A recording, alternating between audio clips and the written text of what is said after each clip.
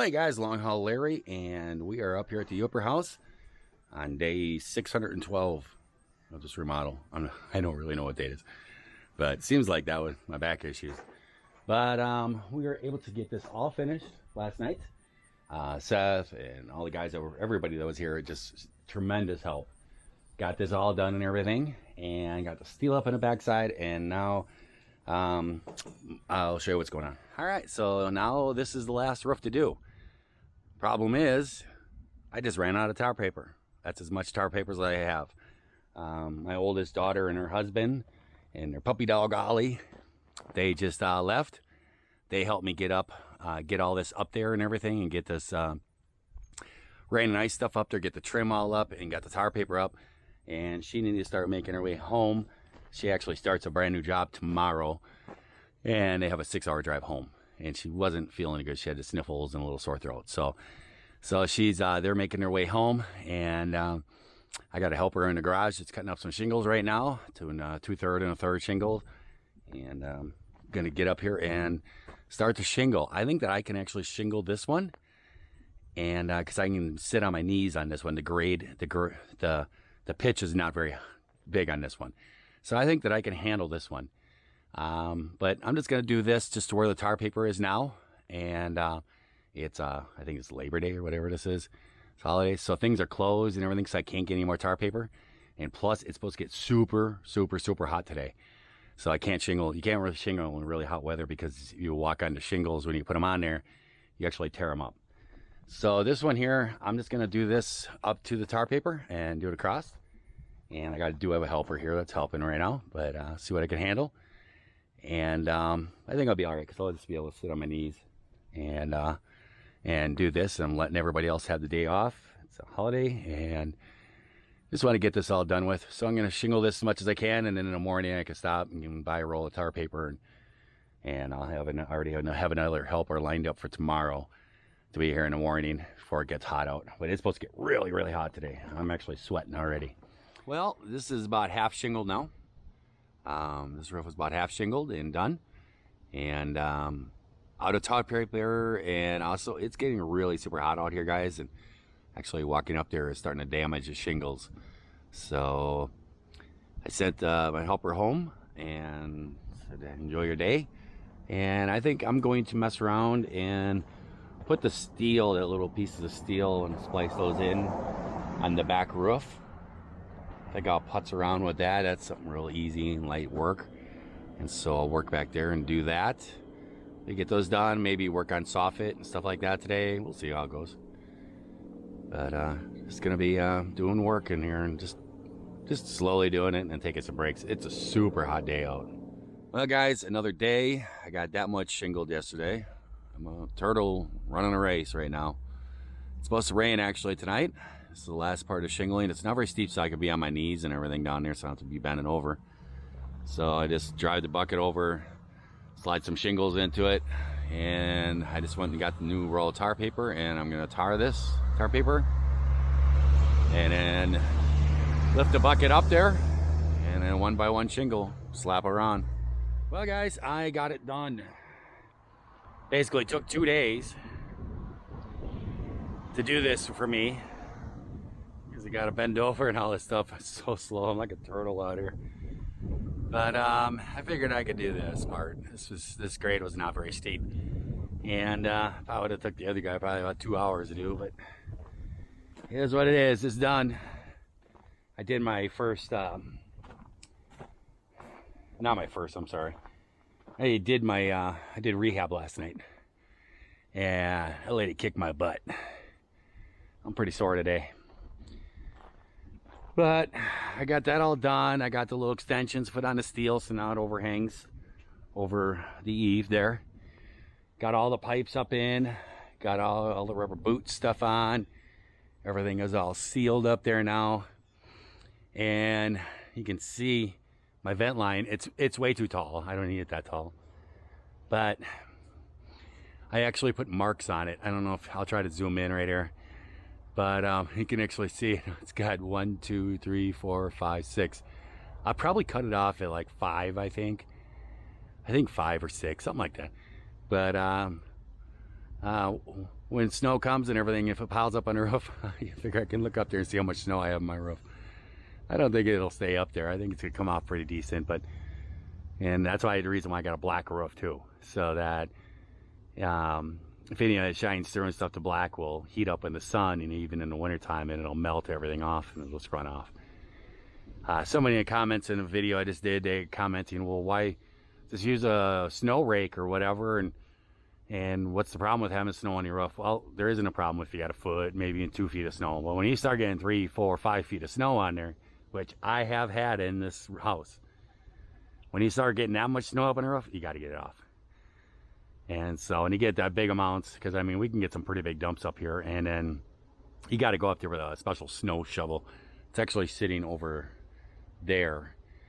You just walk up there with it, take both hands, you just tip it down a little bit, and you just walk down the roof, and it just plows it all off there, and then you just pick it up and walk back up and do another section. It's that yellow thing over there. There's a metal one too, but the yellow one is the better one. That's what we use up here when we get real big snowfalls. So I'm going to be packing up for today. I'm cooked. I cleaned up everything around here, restacked all my wood, got everything covered. Got a big thunderstorm coming tonight, so I got everything sealed up.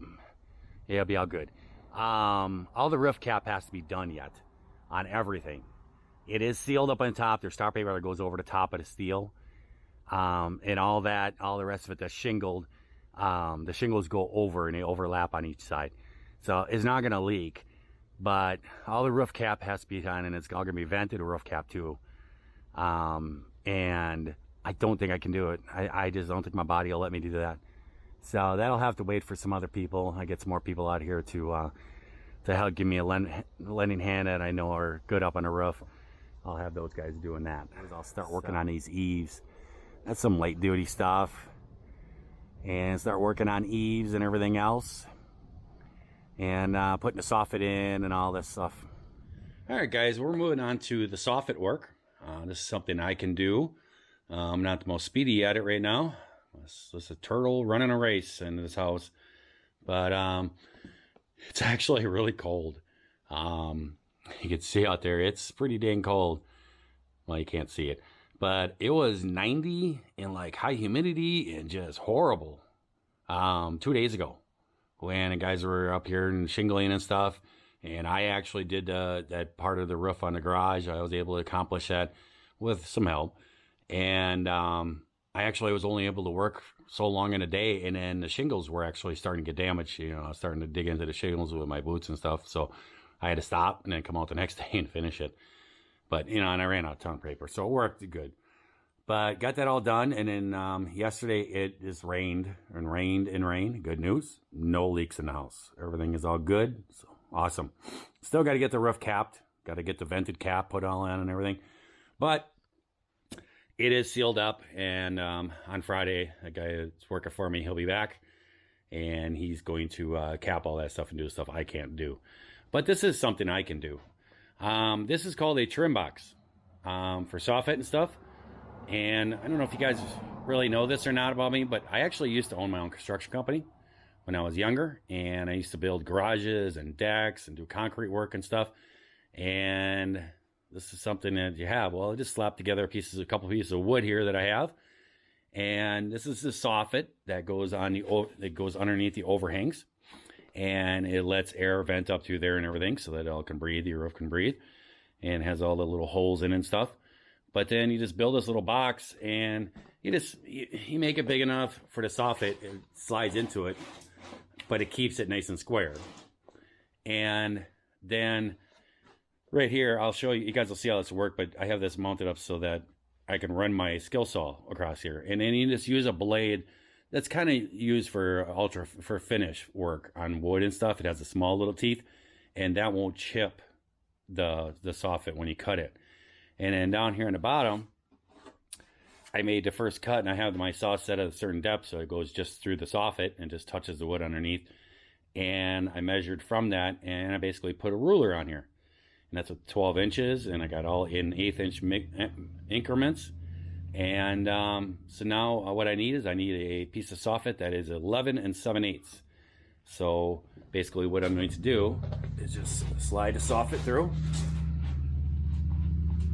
probably somewhere in there. That's pretty close, actually. Just a little bit more right there. So you just put that on 11 7/8, and then you just put your hand on here to hold one edge against the trim box, and you just run your circular saw across it with a fine finish blade on it.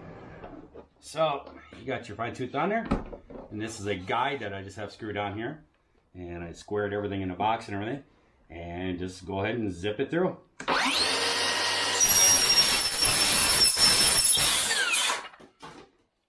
Just like that. And I want to make sure that my mark is good here. Look for 11 3/4. Yep, 11 3/4. So I'm going to cut a couple of these, and then we'll go around back and I'll show you how I'm putting them up there. Okay, you guys can see what's going on here. You can see I got, I don't know, about 4 pieces of soffit up already. And see, this is just an F trim, and the soffit just slides into there and that holds that end. And then out here on this end, I just put a couple of little staples to hold it. Usually on overhangs, you'll have rafters. We'll go straight across, but this one here, because it's this way, they're angled. And usually you'll use those little holes there to put some nails into them. But I usually still do put some staples in the end of it. But and out here in this, to keep it so it doesn't sag or anything. And then there's a piece of facial trim that goes up, and it goes underneath the drip trim here, slides up underneath there, and it's got a little 90-degree thing on there, and you press it up against there, and you put a couple finish nails in there every once in a while, and that holds the other end of the soffit. So it's pretty simple, and I'm trying to do this one-handed and stuff, guys, but bear with me.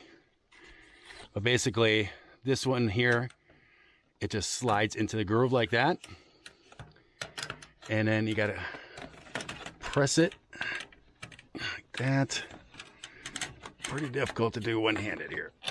There we go, got it started. And then see, it slides up and just like that. Oh, I'm sorry, I wasn't even playing that. But it slides up just like that there.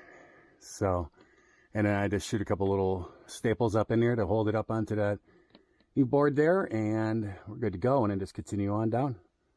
Well, guys, I worked into the night last night, and I got all this up. I got this part up here. Somebody actually stopped by about 5 o'clock or so, and person comes over and helps once in a while, and they just stopped on by to see if I was working, and I was, and they were able to help me with all that. So we got that all up there, got the soffit up there. I just cut the pieces, and he just nailed everything in place, and then we threw the facial on there and stuff.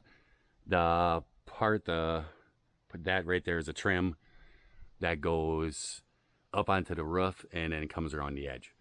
And we cut it and everything, and we kind of marked it and stuff, but it was getting dark and it's getting late, and I don't want to keep making noise and use an impact with the screw bits, and I don't want to be making noise to all the neighbors. So we kind of wrapped up, but it is cut and ready to go up there. I can do that off ladders, so I'll probably end up putting that up sometime today. But got this all done, and this is looking really good. It's looking really nice. I really like this. It's actually looking like a nice house now. So that is all done. So this is what I'm working on today. I'm working on destruction.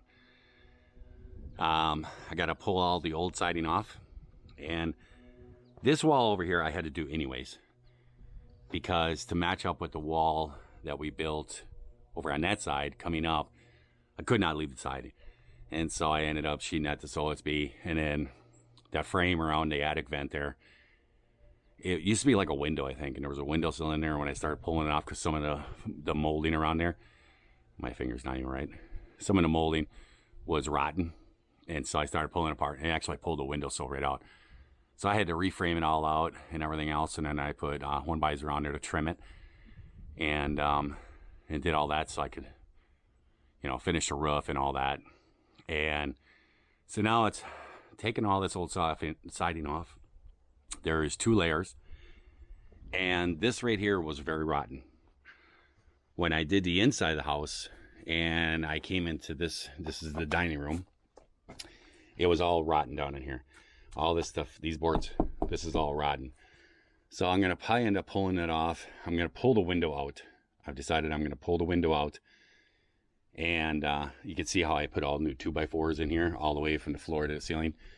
And I reframed this all out because all this was rotten.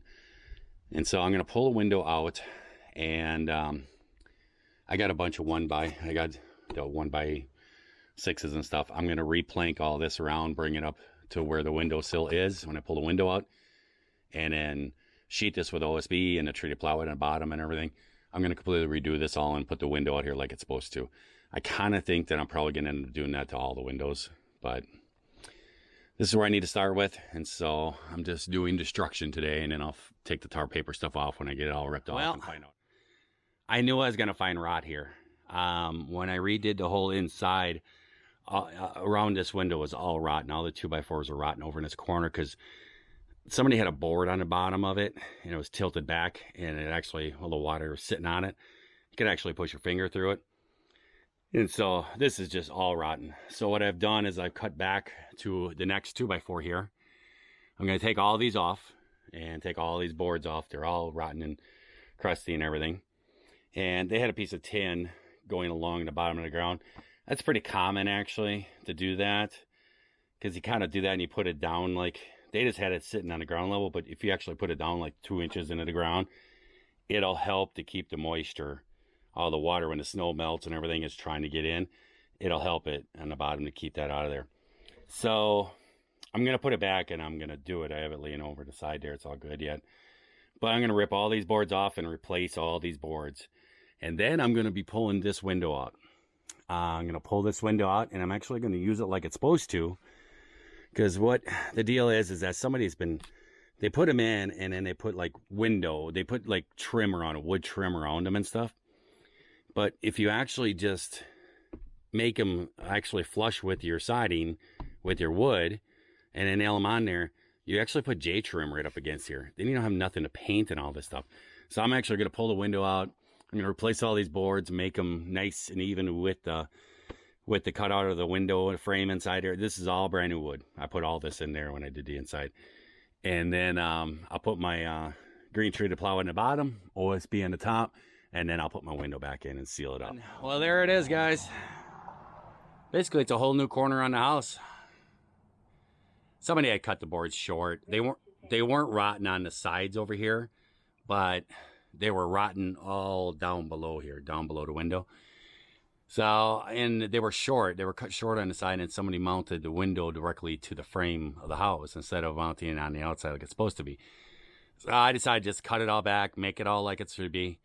Now it's really nice and strong, all brand new wood and everything. And I'm going to put that piece of tin along the bottom again. I'm going to dig down just a couple inches, put it down there, and just tack that in there to help, you know, with the snow when it melts. It doesn't go underneath, try not to get it into the basement, to the crawl space. And then I'm going to put treated plywood on the bottom. Well, the way they did it in the old days is they put this tar paper on the side of the house and then put the siding on. It's kind of like the roof, you know, it helps seal the nails and everything else and seals it up so wind doesn't get through. It's kind of like nowadays they use, what's it called, Tyvek or whatever stuff on the outside. Well, I'm going to use that too. But, you know, I thought, why not? Tar paper's cheap. So I'm going to line it with tar paper as I take the siding off and put new stuff on. I'm going to line it with tar paper. That way, if something gets through the steel siding, gets through the rain and ice stuff that's going to be on there, gets through the treated plywood, gets through the OSB or whatever, and gets into there, it's got this here too that's still protecting it. So this should never ever get water in there, should never rot. And I actually took the sheet metal and I dug her down about 4 inches and put the sheet metal down there and then nailed it onto the house and everything. And now I am waiting for people. I got a crew of people coming, and they're going to help me lift all this plywood up here and put it into place.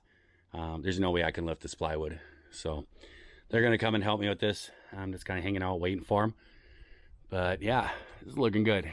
I'm hoping to get this all, the treated plywood on here and all the OSB, and get this all filled in, and then maybe get this trim up here for the soffit and get that on and get that facial put on there too.